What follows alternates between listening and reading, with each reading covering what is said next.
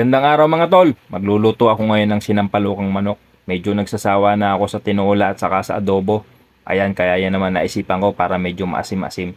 Na-prepare ko ng mga gulay, kumpleto ng mga sangkap, nalinisan na rin ang ating chicken. Nagsalang na ako ng kawali, pinainit at inilagyan na ng mantika. Inihulog na ang slice na bawang, haluin lang ng konti, tapos maya-maya ihulog na natin ang ating in-slice na sibuyas. Ayan, gisa-gisahin lang natin yan. At may ihulog na natin ang ating luya. Konting gisa-gisa din lang yan.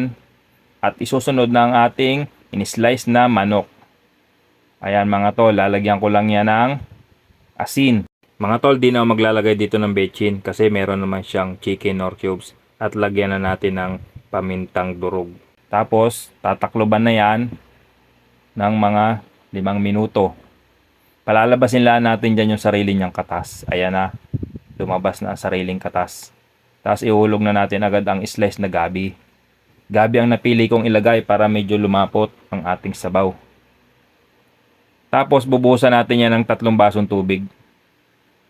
Yan, ayos na yan para hindi masyadong masabaw. Tatakloban ulit natin yan ng mga 10 minuto.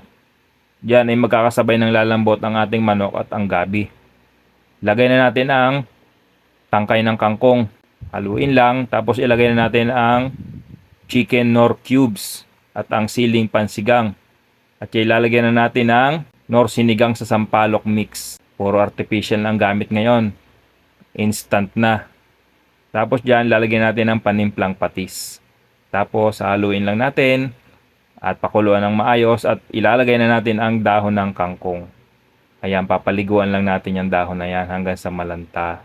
Tuloy-tuloy lang ang kanyang kulo sa mahinang apoy. Nakita nyo mga tol, paluto na yan. Malapit na nating mahigop ang maasim-asim at mainit na sabaw. Siguradong mapaparami na naman ang kain nito. Ay anong sarap nito sa bahaw. Pansin ko lang mga tol, bibihira ako nakakita sa mga karinderya ng naghahain ng sinampalukang manok. Kadalasan ay mga tinola at adobo. Ayan, luto na mga tol. Maraming salamat sa panonood. Ingat tayo palagi. Please subscribe Pads TV.